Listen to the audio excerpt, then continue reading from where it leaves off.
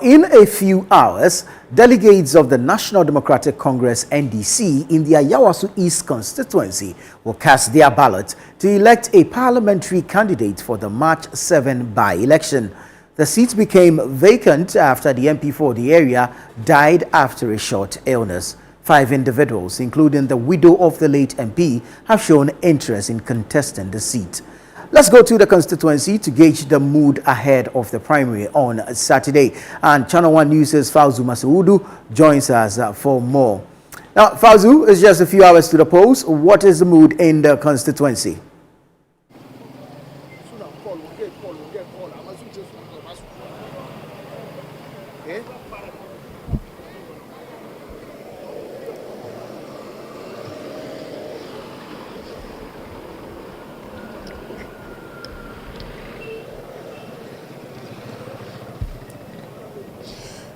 Okay, Nana, I'm coming to you live from the Nima Runabout, a very popular landmark in the constituency. And if you like, you can describe it as an entry point into the heart of the constituency. Well, tonight you can best describe this spot as a political Times Square. Why?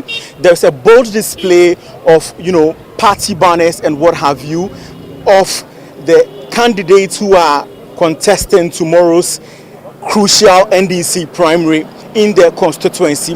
We have 5 candidates who are seeking to represent the party for the March 3 by-election following the demise of the Member of Parliament, Mahama Nazar Ture. Now, we are in the constituency essentially, like you mentioned, to gauge the mood ahead of tomorrow's poll. And Nana, it's business as usual. We know that due to the circumstances that, necessitated this primary and by extension the by-election, campaigning has not taken a larger scale.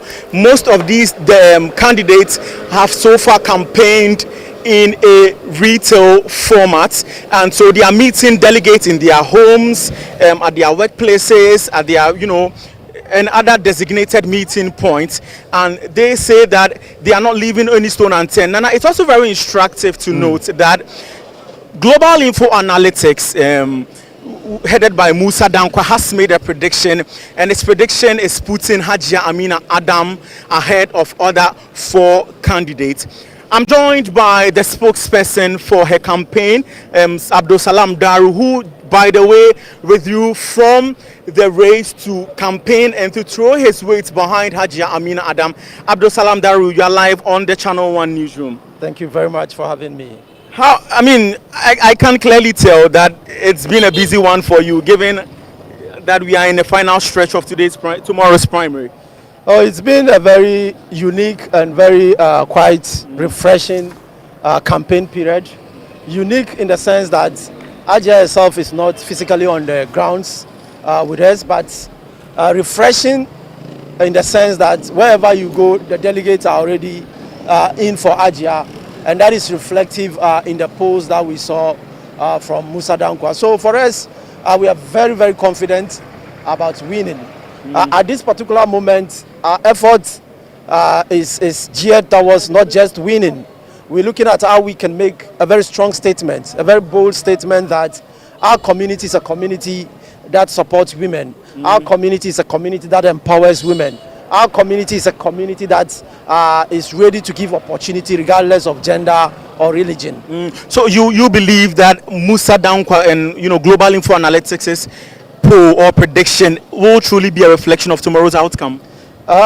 In fact, it is really the case. And in fact, we are looking at even margins bigger than what Musa Dankwa really projected in his polls. What is important for us really is that as of now, we are working as though there is no polls.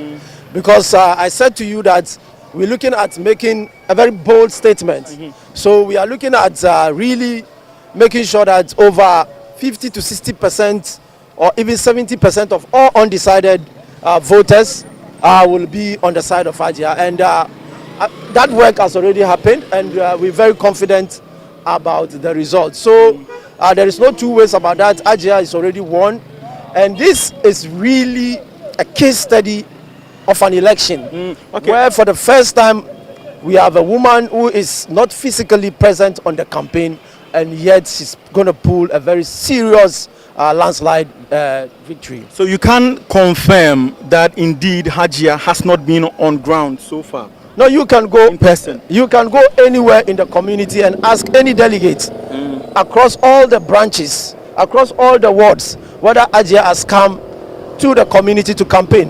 Hajia is highly religious. She believes that in the Islamic tenets, and she knows in this current moment what she's supposed to do and what she's not supposed to do. Okay, let's also talk about let's still remain on the poll. When you look at when you study the dynamics of the Musa Danquest poll, there was a part that indicated that over 36% or close to 36% of NDC voters think that Hajia shouldn't have contested, and over 40% of delegates also think that she shouldn't have contested, and they cited reason that she is observing the period of seclusion. That's Ida.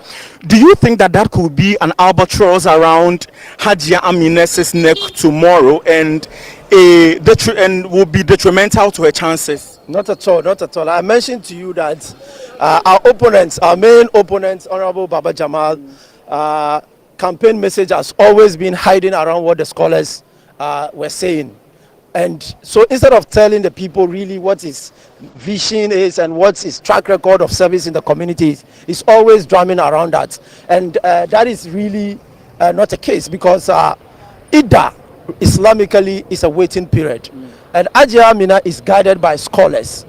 And scholars who are very close to Hajia, who understand all the factors, who understand the Ida, have given Hajia the directions on what she can do and what she could not do. So, and the community, see, this is a test case. It has given people within the community and the Islamic society the opportunity to even explore and understand. Now, within the Ida, what a woman who is in Ida cannot do is basically she cannot remarry. And I'm not sure Hajia has said anywhere that she's going to get married within 4 months. Okay. So that is the main essence of Ida. It's a waiting period. But Hajia understands all of this, and that is why she's not gone on the ground to campaign. Thank you very much. Thank you. In line with the what? Thank you very much, Abdul Salam. We will move so we are still in the constituency Ayawaso East ahead of the NDC primary. We will now speak to the constituency executives ahead, preparations ahead of tomorrow briefly, and then if there is time, we could also engage another faction. So let's now head to the constituency office of the NDC in Ayawaso, and in a turn I will be engaging the secretary, Mr. Mohammed Tajuddin. Yes, Mr. Mohammed Tajuddin. He's the constituency secretary for NDC Ayawaso. Are you ready for tomorrow, and what has preparations been so far? We are ready, ever ready, ever ready. The preparation too is very, very good. I mean, going on very nicely. Nothing untoward is going to happen. Everything is okay. Everything is okay. It's clearly a nail-biting moment. People are highly anticipating tomorrow's NDC primary, and the stakes are clearly high. What is arrangement so far as security is concerned? For security, we don't have a problem with the security, because we've met the divisional commander, the NEMA divisional commander. We've had talks with him, and in fact, they are ready, ever ready. If you even visit the site over there, you will see that there are barricades and everything. So nobody is going to vote and then maybe stay in the parameters. You vote and you go out. You vote and you go out until 4 o'clock when the polls are over. Then you ought to, maybe then people can now come in and then come in for the counting. Okay, how many delegates are expected to participate in tomorrow's election? Yeah, about 1,039. Yeah, about 1,039 delegates. 39. Yeah.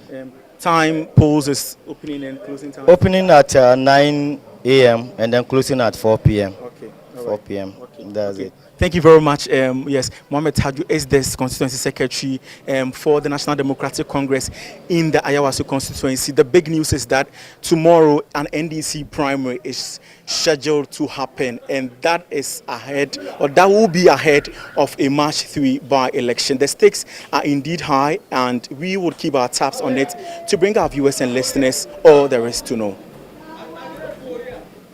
Very well. Thank you so much, Fauzu Masawudu, coming to you live from the Ayawaso East constituency, where the NDC is scheduled to go into a primary in a few hours to elect a parliamentary candidate for the March 7 by-election occasioned by the death of the Member of Parliament for the area. Let's now bring